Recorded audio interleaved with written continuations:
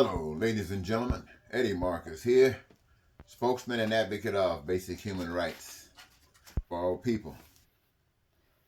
You know, there's an old saying that goes, do unto others as you'd have others do unto you.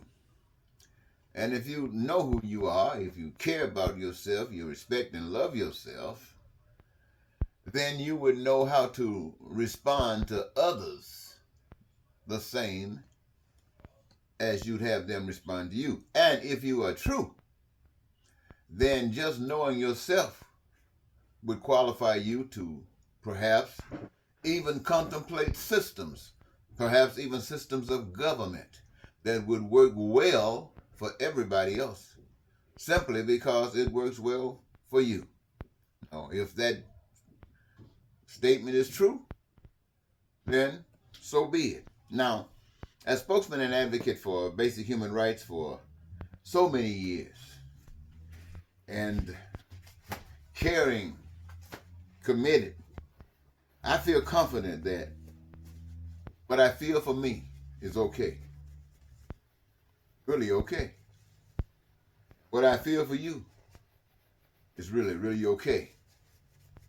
So, whether what I feel for you is something from God directly or something from me from God indirectly, be it as it may, I would like to share with you a plan of a system of government that I'm confident every human being,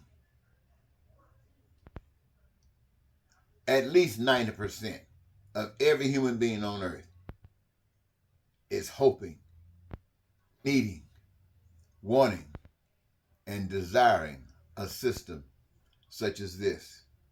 So I call it the government that the human race has been waiting for. And I'd like to start it out like this. As spokesman and advocate of basic human rights for all people, the message I espouse is unique to humans everywhere. My advocacy addresses the concerns of humans everywhere. Today, as far as the commonality is concerned, it addresses that. It is obvious that the number one concern of the people everywhere is survival. The solution addresses the people over everywhere immediately. Food, clothing, and shelter. These stand out. In every one of these areas, the people, all of them, are entitled to the best that they can produce. Other standouts are education, healthcare, and transportation, infrastructure, etc. Again, the people, all of them, are entitled to the best that they produce. Now, in order for this to occur, humans must change their way of thinking. Humans must accept a reality that a new system is necessary, a system that allows the people to perfect the system of choice, wrap it in people's satisfaction, which serves as the new system of choice. Indulging such requires contemplation in areas not traveled often. For, let's say, instance, resources of the earth owned by corporations and others suddenly look strange, considering they all natural resources. They came with the earth and can no more be claimed by anyone than anyone can claim the earth. Now, all people are concerned with more than just survival. They want the best standard they can create, one that establishes peace, establishes prosperity and freedom, establishes joy and happiness, and the living of dreams. Everyone is concerned about their needs, their wants, and their desires. They would like to have them all met. Where focusing on such outcomes, everyone recognizes that this requires a unique kind of power.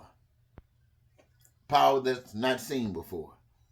They call it sometimes the invisible power that is made manifest in the people's actions to achieve what they so desperately need, what they so desperately want, what they so desperately desire. Now, having considered this matter, it is apparent that all the resources used to create all the goods and services necessary to satisfy the people, all of them, are resources free with the earth. They are to be used by all that they are used for. They also conclude that in order to maintain the standard of life that the people desire, they must respect humans, as I mentioned before, as special and bring something to contribute to this life that they enjoy. Basically entitled to their career choice that allows them to be participant in all that is created by the hands of human beings in such an abundance that the reservoir of goods and services will never, ever run dry, and no one will suffer lack. Pretty good so far, huh? So, the people choose a better life and a system that supports that life. A life respectful of one another, all people, that allows all to participate, making partners of all humans in life. Everything humans need, want, and desire that is housed in the reservoir of goods and services is theirs and made by humans. The agreement between the people is that resources belong to another, God or the earth. The ones to benefit are we the people. And by that entitled because humans made all of it together. And there are no other requirements necessary, for the people have no king. Now, I will put this system of government, or as much of it as has been exposed and proposed, along with a little ironing out, up with any government on earth that exists today, or any government on earth that any human being can come up with. But first, I offer this thought for this proposal to the people of my current state of my address, Minnesota. As a social scientist for many years, observation, and as spokesman and advocate of basic human rights for all people, here is my conclusion.